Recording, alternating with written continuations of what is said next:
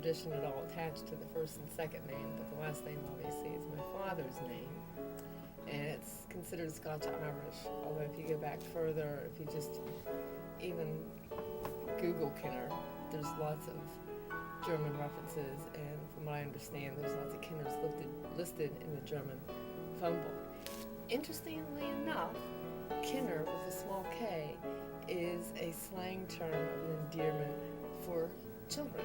Kinners is always used in the German language. So my parents are both from Pittsburgh area, as my mother's parents immigrated from Scotland. So I'm basically second generation Scottish on that side of the family. My father's side of the family has been in Pittsburgh for a few generations back. They've been in the United States for we don't know how far back. But born and raised in Pittsburgh. At 2, when I was born, my parents lived in an area of Pittsburgh over on the north side. And my earliest memory is being in the back seat of our family car, which I couldn't tell you anything about, except that it reminds me of what I see of pictures of cars from like the late 50s. Big back seats. Of course, I was only 2, so everything seems big to a 2-year-old. But we would drive down the street to watch the house that my parents had built in '62. And I remember because I was sitting in the back seat with my sister, and we would drive, and it was just like a foundation. They just started building it, and my parents, we all drove over to see the new house being built.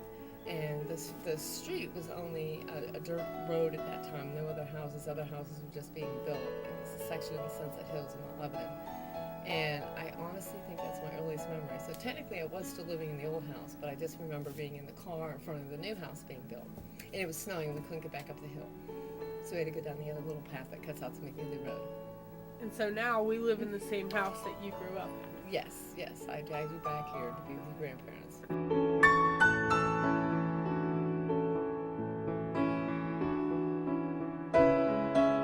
Before I started kindergarten, probably like around 3 or 4, when we were actually living in the new house. And it was a great place. My earliest childhood memories are terrific, because where my parents built their house, it was 2 small dead-end sections of streets that kind of intersected. And the neighborhood was all the homes were being built by other families like my own that all had young children. Consequently, there were 4 other girls my exact same age, and 3 of those families had daughters that were the exact same age as my older sister. So early on, it just seemed like the backyards and the dead-end streets with us riding bikes and everything was just full of us. We could just go out and play. There was always lots of kids to play with. It was just happy. I just remember it was always happy because there was always something to do, people to do things with. Lots of room to be creative, to play with your friends, build friendships. Growing up in Sunset Hills, I went to house school from kindergarten through 6th grade. And my family was also members of the Sunset Hills United Presbyterian Church, which we were very active in. That was just as important, it seemed like, as going to school.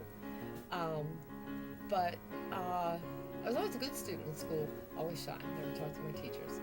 But I took piano lessons, and I took flute, and ended up in the marching band when I got to high school.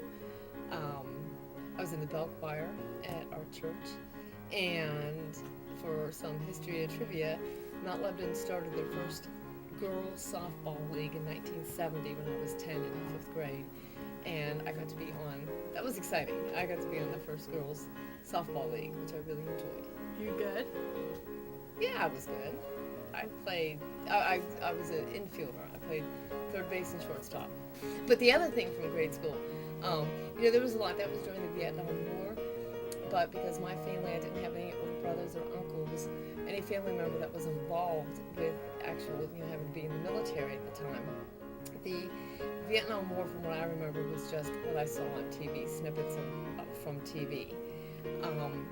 But that was part of my mother being a very current event. What am I saying? That was her thing. So the TV was always on. I always got, I was always aware that there was this war going on, but it really didn't touch our personal lives. But what I do remember from grade school that the significance of it at the time was just it was very exciting. But now through the years, I can see, I'm just excited about it because it sparked an interest that I've always had in the space program and just astronomy and astrophysics itself and how it's just grown through the years. But it was the moonwalk in 1969. I was on vacation with my family, and we were at the beach, which one, and my dad stayed up to watch it, and my sister and I. My sister she was 5 years older, so she was almost 14 at the time. The moonwalk occurred like right before I turned 9, and so she would have been almost 14. And I remember her saying to my dad, "Wake us up when they walk on the moon." Well, in our time zone, it happened like in the middle of the night, like at 2 o'clock or something. I remember my father waking us up and looking at the TV and just falling right back to sleep. But what my father did that was very interesting, now this is 1969, so he had the old video or the old movie cameras that was it the 8mm, and he took a home movie of the TV, and you could see it turned out well. You could see see Armstrong and Aldrin on the moon, no doubt about it. But this was my dad taking a home movie of the TV on vacation during the official moonwalk.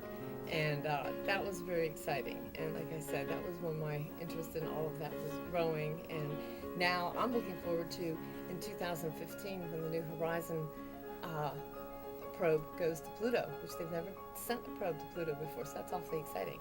But anyway, I remember that very well. I did meet, it was somebody I grew up with, and we started dating when I was 16. And it was very significant. It was we're still friends now. We dated about 5 years, and I went to, he was a year older. I went to his prom, he went to my prom. And that was a huge thing for my high school year, Kenny was a big part of it. That was fond memories. Was it hard when he went to college and you stayed behind? Yeah, like I said, he was a year older. So my senior year, lots were changing. You know, I knew I was going to go to college. My sister had been already graduated from college and was off living in New York City. Things at home, there were other personal things going on. And then on top of that, with Kenny being in college, I just couldn't wait to take the next step.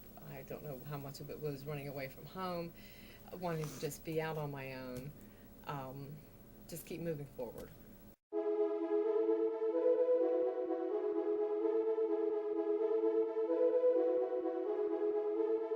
I graduated in high school 78. I went to Edinburgh University from 78 to 82. And I majored in English education, secondary. I taught school when I first was out of college. I really enjoyed the junior high age. They would always ask me to chaperone dances. It was a very small school that I taught in. It was like culture shock going from a school like Mount Lebanon, that when I graduated from Mount Lebanon, there were over 3,000 students in grades 9 through 12. And I moved to a little farming community up in northern Tioga County in Pennsylvania, which is up by Corning, New York. And the town was a little under 2,000 total in population. So the school I taught in was 7th grade through 12th grade, and each class had roughly 50 students to each class. I call 7th graders, 8th graders. So my English classes were basically 15.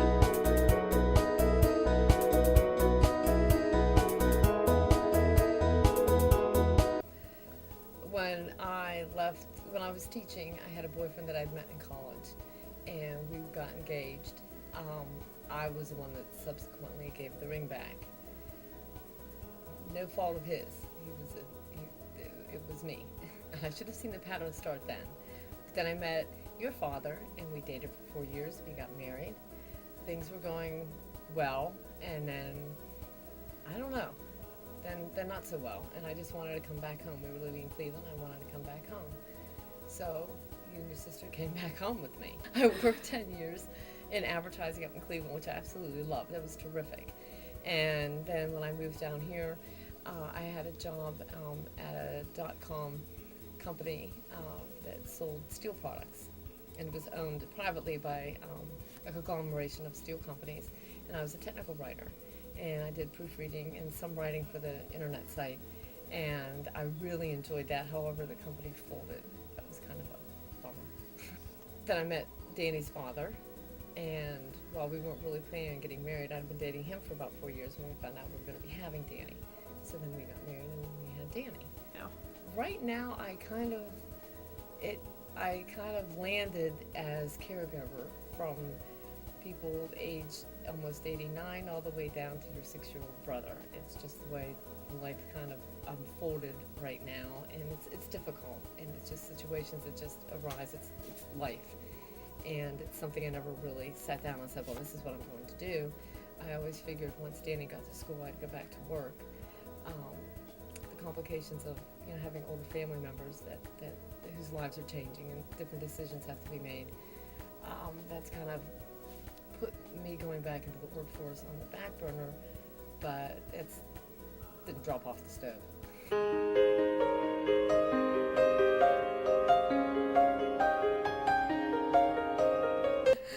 I'm really excited, actually.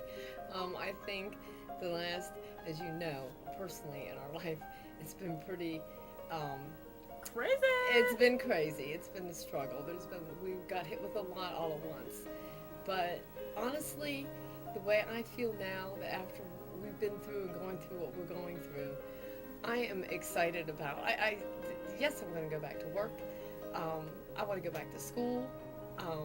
I feel like a lot of the things that used to hold me back, like just strange fears, like, oh, I can't do that. Everybody else can do that. I can't. I've kind of matured out of all of that because of just different life things and how my life has gone. And I couldn't give you a whole bunch of specifics because I don't know what's going to play out, but I certainly know that I don't feel like I don't think there's a lot of missed opportunities. I think there's a lot of opportunities yet to be had. If you were to give one piece of advice to a kid like me, what would it be? Simplicity is best. Sometimes I know how things can get at that age group in college and decisions, and it seems like everybody's talking about your future, and you can't look at your future in one lump. Although it really seems like that's what's happening to you. It's just simplicity is best. Try to get an overall broad picture of yourself, and what you know you have to offer, and just move forward with that, and don't take everything so personally, and always remember to laugh at yourself. But simplicity is the best.